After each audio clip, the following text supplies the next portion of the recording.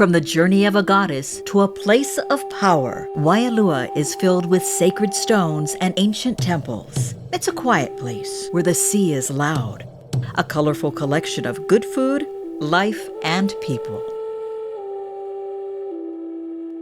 Found in the foothills of Mount Ka'ala, Waialua is in a moku of the same name on the island of Oʻahu, stretching from Ka'ena on the western tip up north to Waialua on the edge of Waimea, and over to Kukaniloko, the piko of Oʻahu and birthplace of chiefs.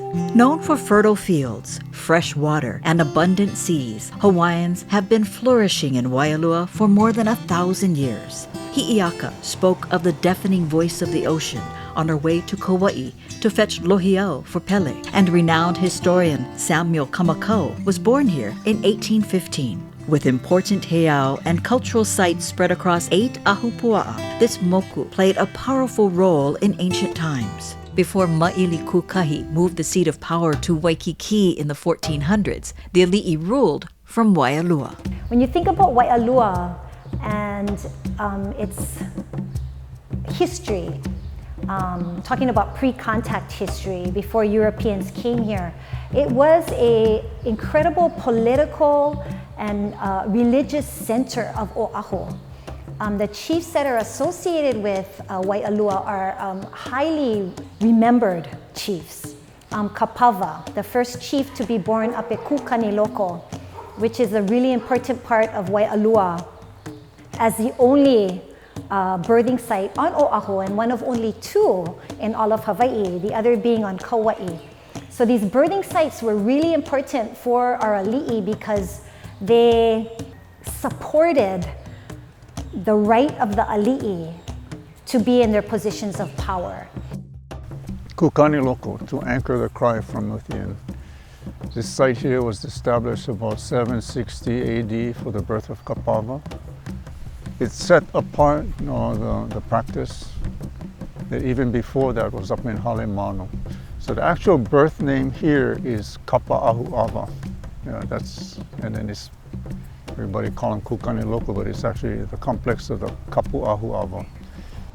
Kukaniloko is known as the birthplace of ali'i, but it's much more than that. It's really a celestial navigation schooling area. But this is the kuikau. So you can see the 2 concentric rings there. So this one is pretty dominant on top here, and then the pico is right there. This one is like way outside here. And then get this angle right here. I think it's right here. So you put a straight edge on these 2 pico. This is magnetic north-south. So I usually bust out my compass and I put them on top here. You put them right on this angle right here. True magnetic north-south. But according to the testimony of the island of Oʻahu, it's 21 degrees, 30 minutes east of north.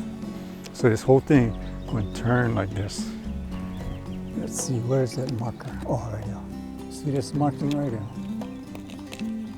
I only discovered this maybe about 3 weeks ago. See this? I was always thinking like, gotta get on reference points, because if this is moving, then the back end gotta move too, So when you turn them, this is going to be the back.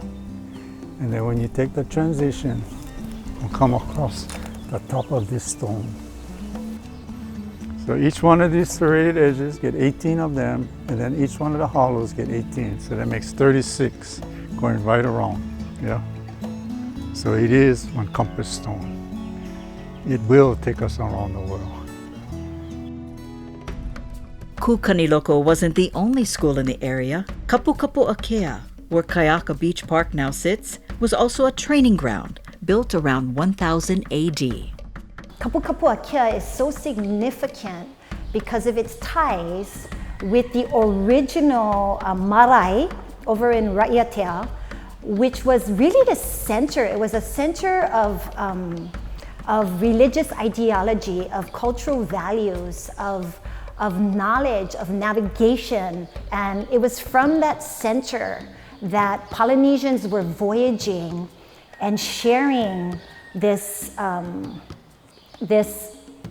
understanding and knowledge that was so deep that it brought our kūpuna 2,000 miles across the ocean without computers, without any kind of devices, except the knowledge that they had gained over generations of that intimate connection with the environment and their observation of the celestial bodies and knowledge of currents, ocean currents and wind.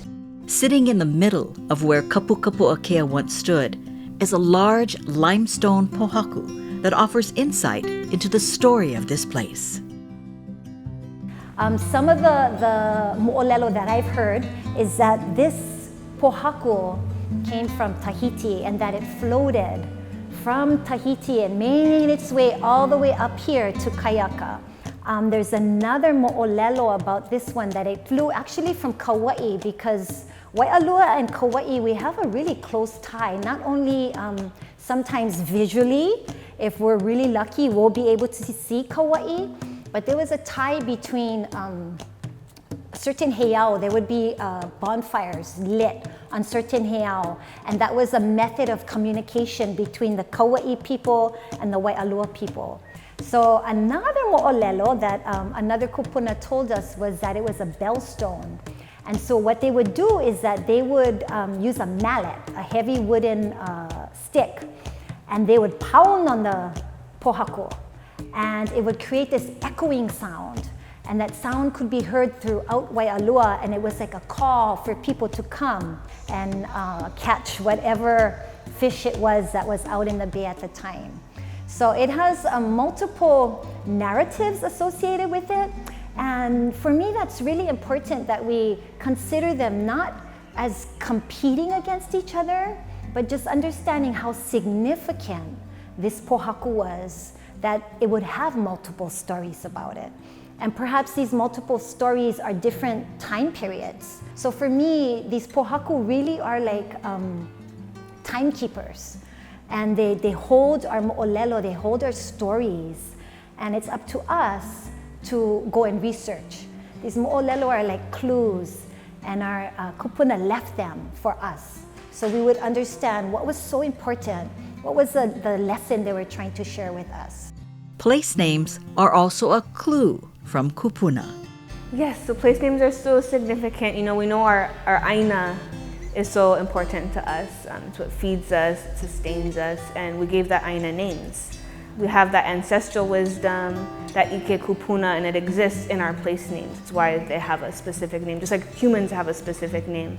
It came from somebody, or you look at that keiki and you see something in them and you want to name them that. Same with our aina. Interesting in where we are now, place names change so much and they get like these inoa kapa or like nicknames, but there's so much value in knowing the traditional inoa, the traditional names of our aina, and the stories they carry, the meaning they carry, and thinking, why did our kūpuna call it that? The idea that wisdom sits in places, you have to drink from places, you have to call them by their names to evoke those stories and those ancestral memories. To invoke the ancestral stories of this place, Haleiwa won't work. That's a modern name, referring to a girls' seminary built in 1865. But before that, it was actually called Maiaea, which is totally different than Haleiwa, because Maiaea means it's stinky. It's a smell that's connected to the decomposition of dead bodies. And the story behind that is actually that Waialua was, this moku was where our ali'i were raised and trained for Oʻahu, pre-Kamehameha times. So there were strict rules and protocols here. Out at Puaʻena, there was a rock slab that they called Kahaka Kau Kanaka. It's a place to perch bodies. And that's where the transgressors, the people who broke kapu, the people who crossed an ali'i, their bodies were laid to rest. They would be placed out there, decomposing in the sun, and the water had that film on it, and it was Maiaea. That entire coastline was smelly. And so we have these traditional place names that allude to stinkiness, but what it's alluding to is the sacredness of this place, the significance of having ali'i here. Life changed forever with the Great Mahele and Kuleana Act of 1850, when Kamehameha III agreed to divide up the islands, forcing most Hawaiians off their ancestral aina and opening the door to American industry. My family in Waialua is a very significant family. We had a lot of land. Some of those Mahele records, we have the original patent names on the Mahele and the Palapalasilanui, all those kind of land records from Kamehameha III kind records and stuff. But they was there before Kamehameha III, you know, just the opportunity arise. And we were one of the fortunate ones. And so, aina is a very touchy subject for us. And one of the main portions of land that we used to own is what you call Dillingham Airfield now, that whole airfield. And it was taken away because they wanted to build an airfield through executive order. Another place is when you go to Kaena Point, at the very tip is the Natural Area Reserve. That whole Natural Area Reserve once belonged to us. So when we talk about aina and stuff, it means a lot to my family and I. From kalo to cane fields, this aina has always been an important place for agriculture. Sugar was grown here from 1865 to 1996, and the mill is one of the last reminders of its plantation past. The bigger town was Waialua because we had the industry, we had the sugar company. Haliva, we considered just a pass-through in getting to Kahuku, another sugar company out there. So it had just the church was like one of bigger buildings here, and then the rest was just small mom and pop shops along the way. In the past, with all the retail businesses, we knew everybody, and we were all friends. On the street, hi, you know. And when you go in, they welcome you, and we talk story, laugh, and then we buy what we need. Well, back then too, you know, we lived during plantation times, and the plantation really sponsored everything. The Christmas programs, everything was really sponsored, and the money was dished out by the plantation. So that caused even a tighter unity among everybody. Yeah. But then surfing and everything else then started building up, and not only surfing, but everything else, tourism, trade started picking up. Then the town, Haliva town, kind of outshadows Waialua now, yeah.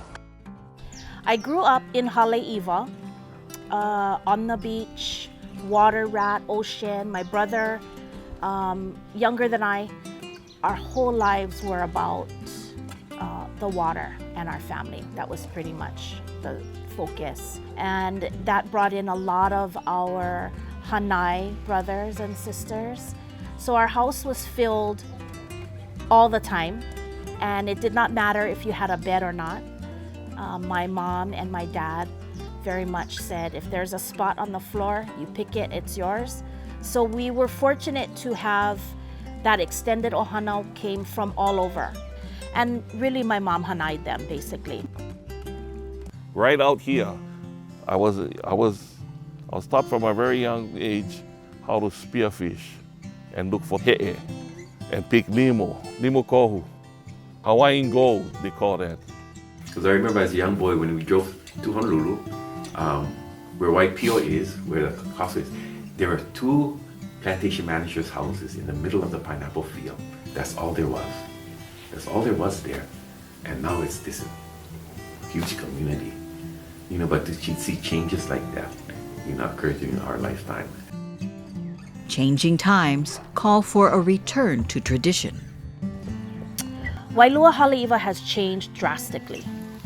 It was a very small, tight-knit community where plantation, farming, fishing, that was the primary. Surfing was just something that people did on the side for fun.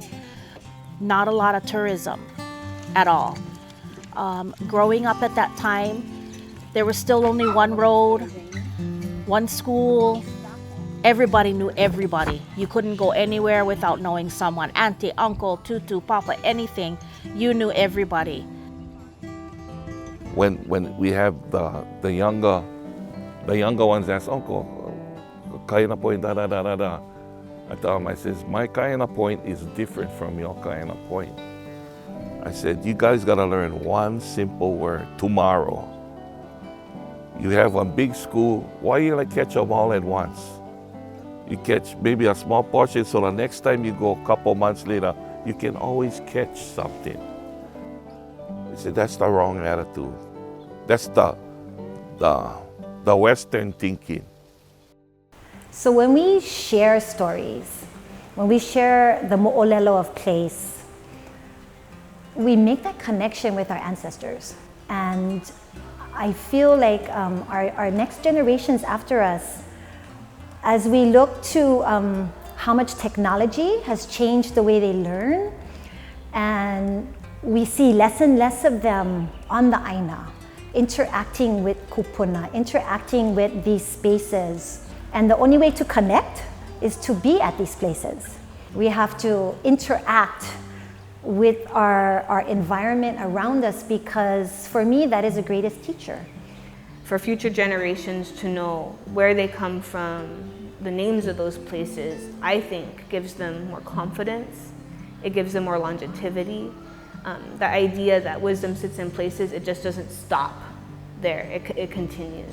It brings back that sense of respect, and it also evokes this kuleana to place, whether you're Hawaiian or not, to stand up for your aina.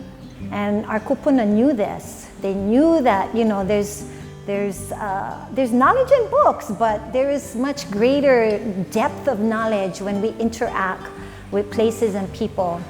And so for our next generation, as we move through this, you know, this huli'ia, this time of transformation, I'm hoping that they'll go back and look at these places, that they'll go back and connect with our Wahi Pana and with our mo'olelo, because it is kind of like a guidepost that will give them instruction. And like Kupuna always said, now that we told you, how are you going to help us? Yeah, how are you going to help us? Now that we told you, how are you going to help us? You know, so it's a forever thing, you know. Aloha, no, a kau, a paoli, ke kua mo'o, o na kupuna ma, yeah? Aloha is forever, and forever is the old way of our ancients. You know, simple again. You know, like, oh yeah, that's a deep one. The thing I always sing true, you know. Aloha is forever, and forever is the old way of our ancients, ancestors, kupuna. You know, because they left this for us. You know, if we don't take care, it's going to disappear. The existence of our communities and all of our lands and of our history and of our culture are far more important than greed that comes and goes. We have to just take our stand, and it's up to us as Hawaiians, as people of this moku, and for our children to learn that it is our responsibility to take care of it. And its existence is important, and our history is important.